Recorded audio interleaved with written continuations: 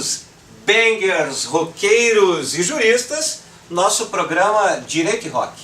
Hoje a temática do episódio é Aces High, tema vinculado à pesquisa da nossa ilustre, fantástica e muito querida convidada, a professora Wanda Capeller, professora catedrática do Sciences Politiques de Toulouse, pesquisadora do Centro de Estudos Sociais de Coimbra e nossa colega, professora do PPG em Direito e Sociedade da Uni-La Salle. Professora Wanda Capeller vai nos brindar hoje com a temática que assola, que não reconhece fronteiras dos países, e fronteiras não só físicas, como também jurídicas e de dignidade, que é o tema que nos emerge dos drones. Bom, nosso querido Aroni já fez a apresentação da nossa ilustre convidada, a professora Wanda Capeller. A gente teve a enorme sorte de tê-la aqui hoje nas gravações do Direito e Rock. E como ela está aqui conosco por um tempo, aqui nos Pagos Gaúchos, a terra de origem dela, nós pensamos em utilizar um dos seus artigos e combinar esse artigo com uma música tema que é a do Iron Maiden. Eu preciso dizer, nem é a minha banda preferida, viu, Aroni? Eu Também não é minha. Não sou muito fã do Iron Maiden, em mas... 83, com The Number of the Beast saindo, eu babava Iron Maiden, mas ficou datado. Vai ser polêmico. Mas é genial, genial. A gente vai brigar muito, eu e o Aroni, no programa, porque o Iron Maiden, pra mim, tem uma fase em que a gente tem bastante adolescência juvenil e a gente gosta do Iron Maiden. De qualquer maneira, o Iron Maiden tem uma música que se chama Aces High, que é o que o Aroni apresentou antes, em que o Bruce Dickinson, que é o cantor da banda, que aliás é um piloto de avião comercial da Brit, né? Acho que ele tem uma companhia dele mesmo, mas ele fez a turnê inteira do Iron Maiden, ele dirigindo o avião. Dirigindo é boa, né? Pilotando o avião. Né? Ele é piloto o tempo inteiro, saiu um documentário famoso. Se fosse eu que estivesse dirigindo o avião falado isso, tinha sido editado, viu? Tá indo pro ar! Bom, e o Bruce Dickinson tem um apelido, inclusive, ele é o Air Raid Siren. Quando ele canta é como se fosse um alarme aéreo de aviões bombardeando o lugar. Esse é o apelido do Bruce Dickinson. Nessa música, ele canta como os pilotos de caça, viu? Lembrei os pilotos. De caça britânicos da época sobrevoavam para ir batalhar na França. E como eles desumanizavam isso, de como eles tratavam, especialmente no refrão, as mortes e as baixas que eles fariam do outro lado, né? Isso é um pouco do que a gente queria, não mais com caças, mas sim com drones. Né? Que torna mais distante, né? Desumaniza muito mais. Desumaniza, retira muito, inclusive as pessoas podem estranhar não do sagrado que há na guerra, mas de alguns elementos humanos, desumanizar mesmo a guerra. E todas essas consequências que há hoje com relação a esse novo tipo de guerra. É isso que a nossa querida convidada Wanda vai tratar com a gente. E o papel meu e do Aroni, enquanto a Wanda vai abrilhantar o programa, é tentar tornar o programa um pouquinho mais rocker. É verdade. Mas antes do Germano chamar a vinheta, isso não é provocação. Mas eu quero dizer que isso chegou para mim, não chegou para o Germano, chegou para mim, da professora Wanda, diretamente de Toulouse. Vocês acham que foi livro sobre Pascal? Sobre Derrida? Não, senhoras e senhores. Sobre Luma. Ele vai ter Ramones, e que já sei que vai ser a banda indicada ao final pela professora Wanda. Agora pode chamar a vinheta. Pessoal, próximo bloco a gente volta com a Wanda, então. Assim.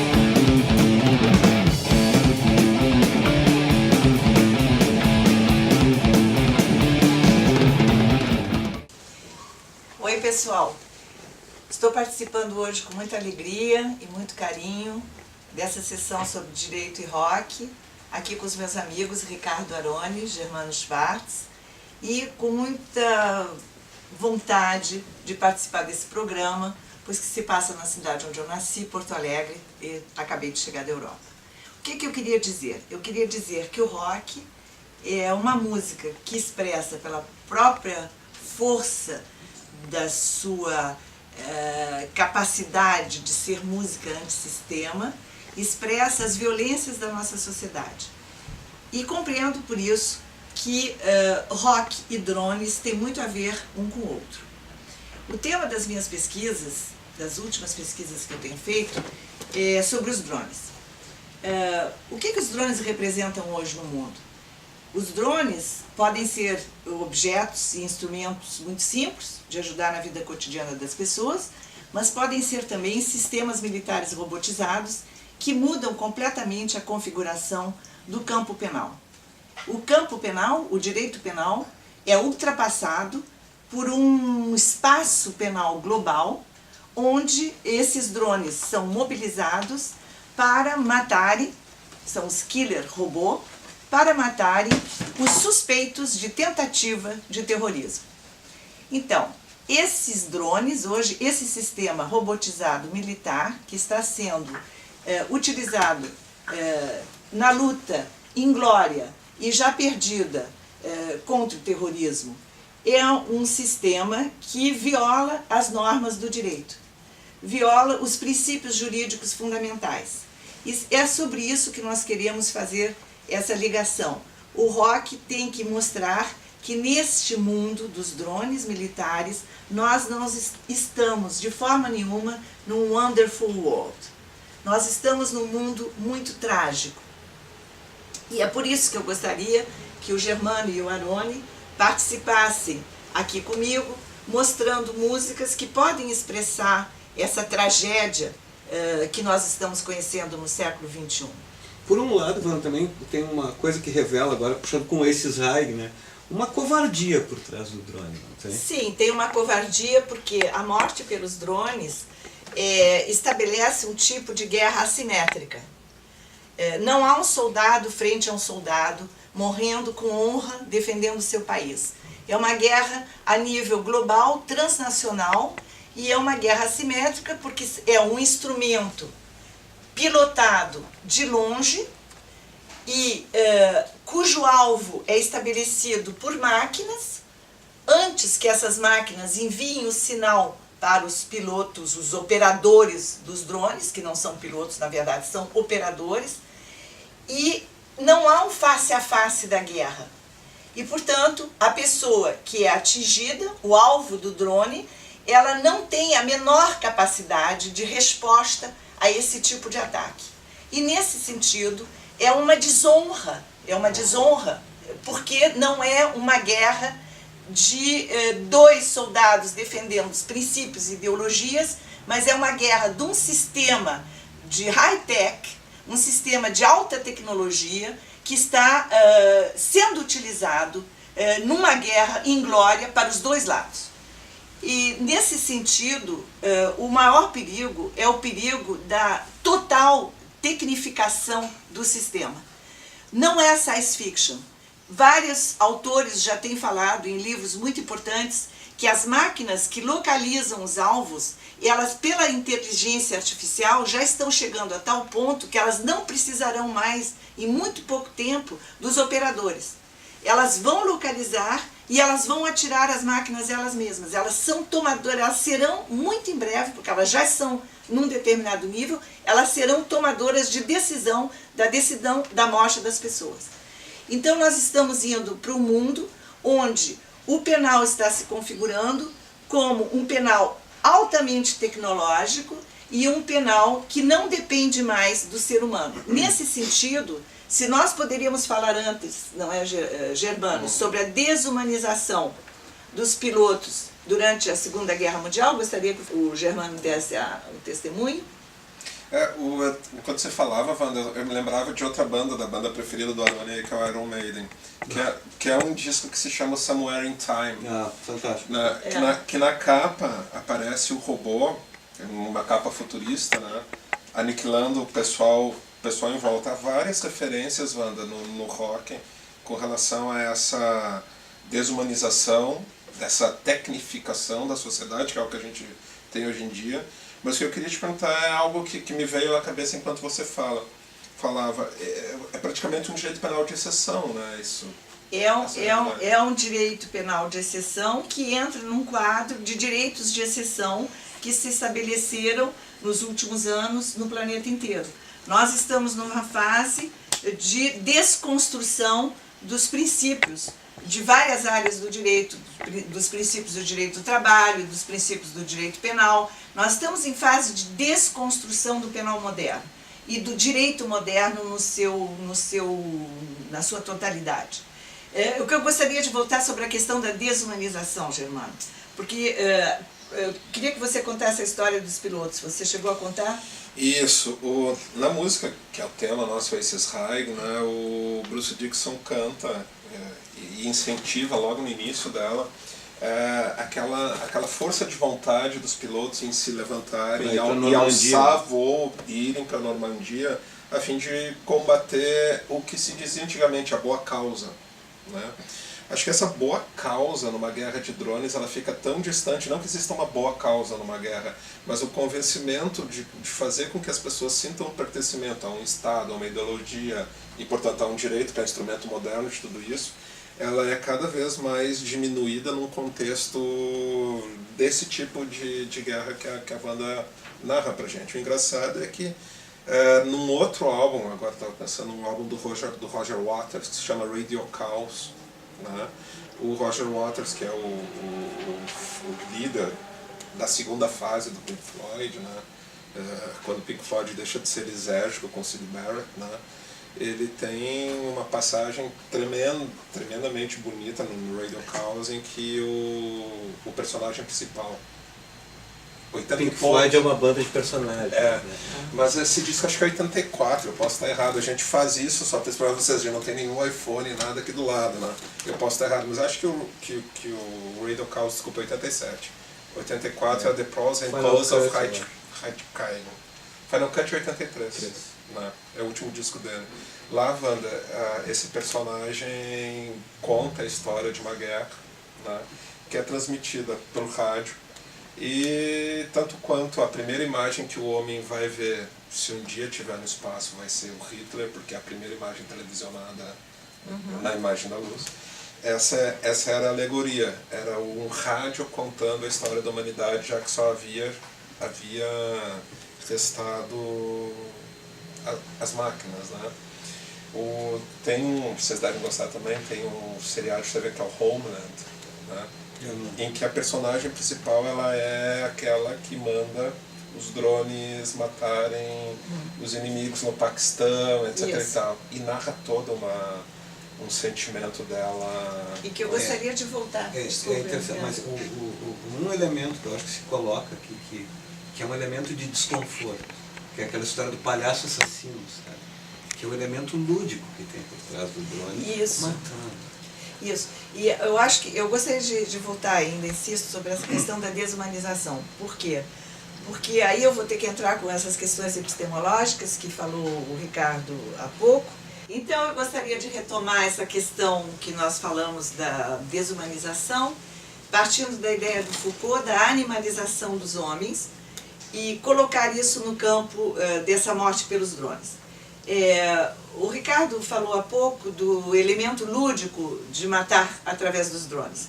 Eu gostaria de acrescentar que tem outro elemento muito importante nisso, que é o elemento da caça. Então, o homem sempre caçou e sempre matou animais. E a caça sempre foi um divertimento para o homem. Ora, hoje em dia a caça de animais está praticamente proibida em vários países. Mas agora nós estamos caçando seres humanos. E os drones caçam os seres humanos. E essa ideia da caça, do alvo, de atingir o tiro, de bem colocar o alvo na mira, Essa é uma ideia muito antiga antropologicamente, que o homem gosta de caçar para matar seres vivos. Então isso é uma coisa que mostra a desumanização e a animalização dos homens no século XXI. E eu gostaria de pegar do ponto de vista mais epistemológico, porque no livro do Georges Agamben, que critica o dispositivo do Foucault, ele fala justamente disso. Ele mostra como Foucault, no seu trabalho sobre as prisões, mostrou que os presos subjetivavam as formas de poder. No caso, o poder disciplinar da prisão. Ora, Agamben mostra que hoje nós entramos numa fase de dessubjetivação dos homens. Quer dizer, o poder não é um poder que vai ser subjetivado, ele também pode ser subjetivado, obviamente, internalizado pelos homens, mas sobretudo o poder hoje dessubjetivo. Então nós estamos passando uma transição de um mundo profundamente desumano. E o rock sempre serviu como música de protesto dessas violências, através da própria violência do rock, que é uma música violenta, porque ela é uma música violenta porque ela está expressando violência, então tem tudo a ver a morte pelos drones e a expressão pelo rock do que esta realidade extremamente violenta significa para nós hoje, como nós temos que combater isso, e no caso combatemos com o rock. Isso é fantástico. Porque eu acredito que justamente esse vínculo está naquela chave de dizer da arte ser o espelho, né, da sociedade. Exatamente. E que normalmente diante do qual a sociedade não se conforma quando ali se enxerga, né, quando ali se encontra. E o rock, eu acho que comparece com aquela força meio Mayakovsky, né? Que diz assim, não, a arte não tem que ser um espelho, a arte tem que ser um martelo que quebra os espelhos para forjar o mundo, né? Eu acho que o rock busca, né, na sua selvageria de espelho, né, que a gente já encontrava lá no Juventude Transviada, no Rebelde Sem Causa, que são filmes icônicos que marcaram aquela geração, construiu o rock, que construiu Beatles, toda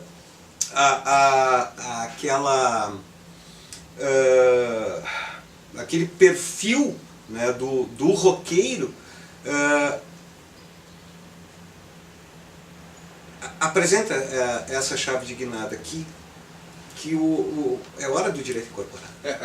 Achei genial a sacada da Wanda, como é a Wanda, genial sempre. Você é roqueira agora.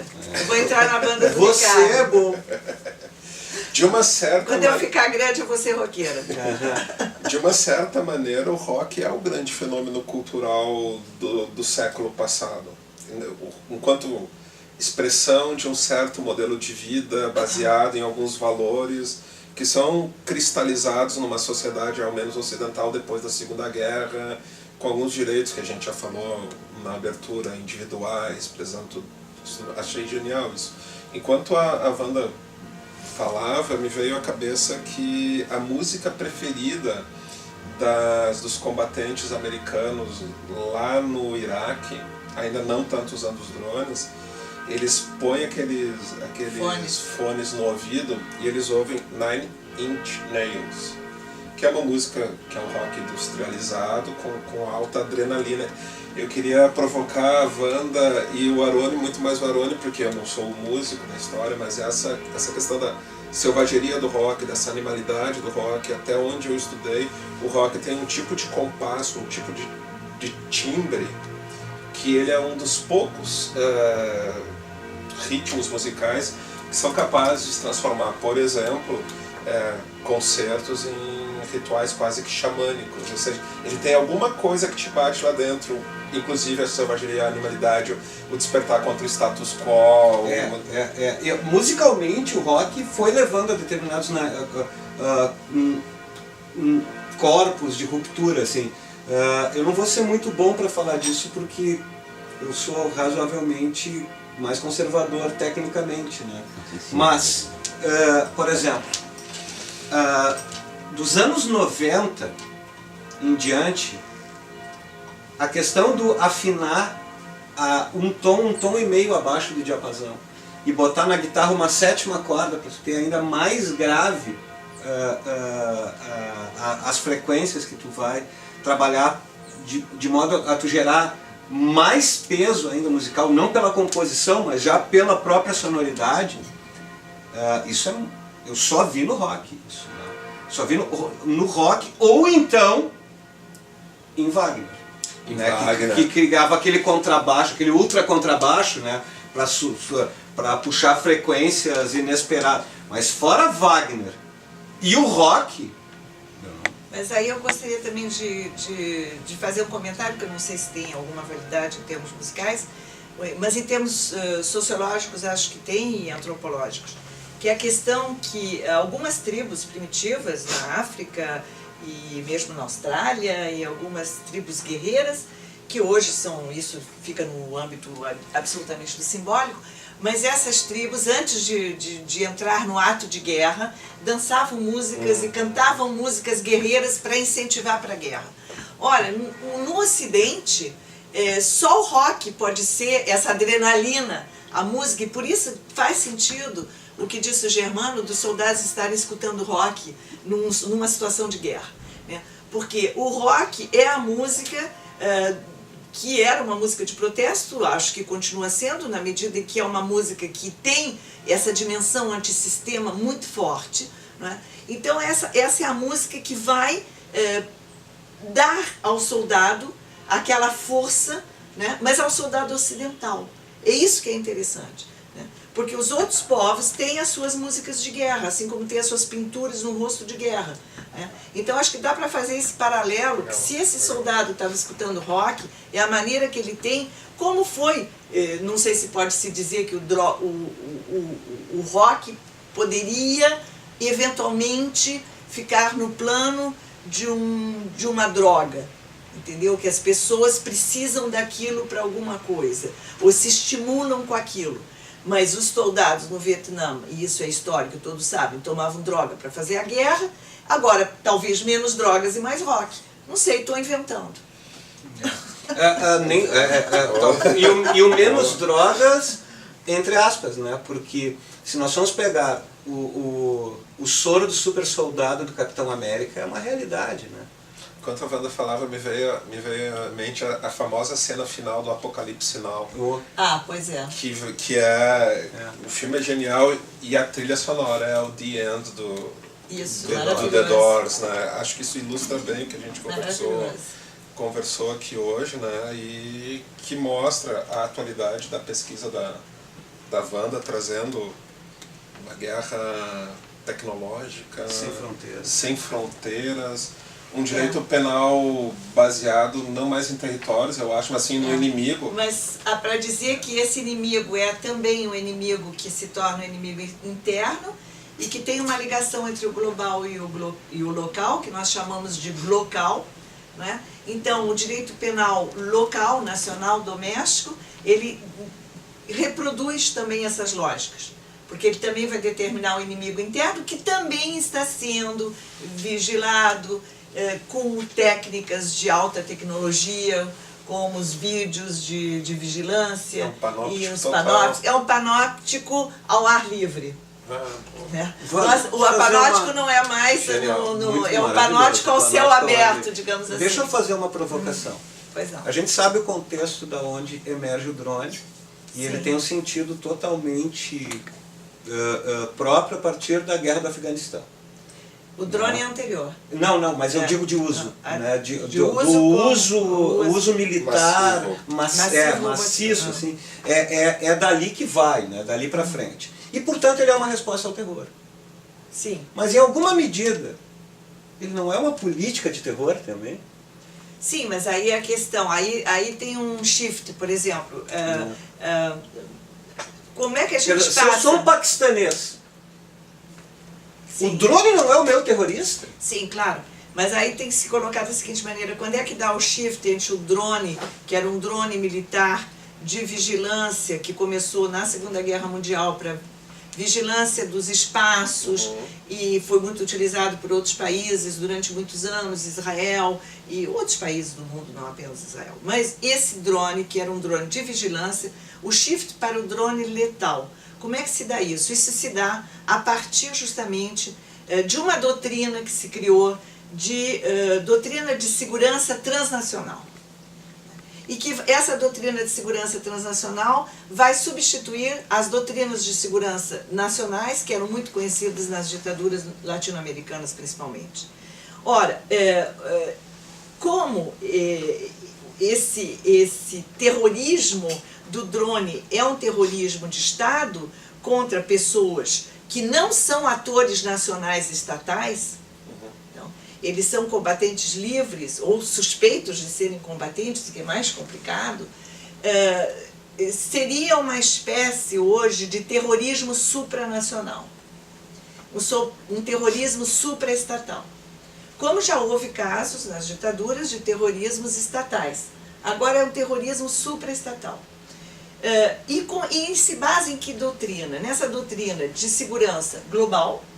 E essa doutrina de segurança global apresenta um argumento básico, que é o argumento da legítima defesa do Estado que ataca. Ora, esse argumento não é válido juridicamente, porque o argumento da legítima defesa, um Estado só pode atacar um outro país, digamos, o Paquistão, o Iêmen, e essas pessoas que estão transitando nesses países, se esse direito foi outorgado pelo artigo 51 da Carta das Nações Unidas. Ora, como as Nações Unidas não outorgam esse direito, os países, e aqui estou pensando nos Estados Unidos, se dão o direito de uma legítima defesa antecipada. E isso é uma aberração jurídica. Então, por isso que eu quis trazer esse dado jurídico, porque nós estamos falando de ROC, de direito, e vocês estão vendo que há todo um problema em relação ao próprio direito. E o ROC é isso. O ROC é uma denúncia dos problemas. Então, nós estamos com uma ligação muito íntima entre essa guerra dos drones, que é uma guerra que nós poderíamos ver isso quase como um science fiction, mas é uma realidade, e o drone e os ROCs que estão denunciando e que podem denunciar essa realidade hoje. Então, eu acho que essa sessão sobre ROC e direito, trazendo os drones para ilustrar, é uma sessão muito feliz. E eu agradeço vocês terem me convidado. Muito obrigado. Bom, eu acho que a escolha de música da professora Wanda com o What a Wonderful World, com a versão do Joe Ramone, está para lá de explicada, né? Já aqui no meio disso tudo. Exatamente. Chama a vinheta, então. Pessoal, acabamos esse bloco, mais um, né, do nosso Direito e Rock, e voltamos, como diz o Varone, bangers, bangers, rockers, stoners, E eventualmente juristas. E eventualmente juristas para o próximo Direito e Rock. Muito obrigada.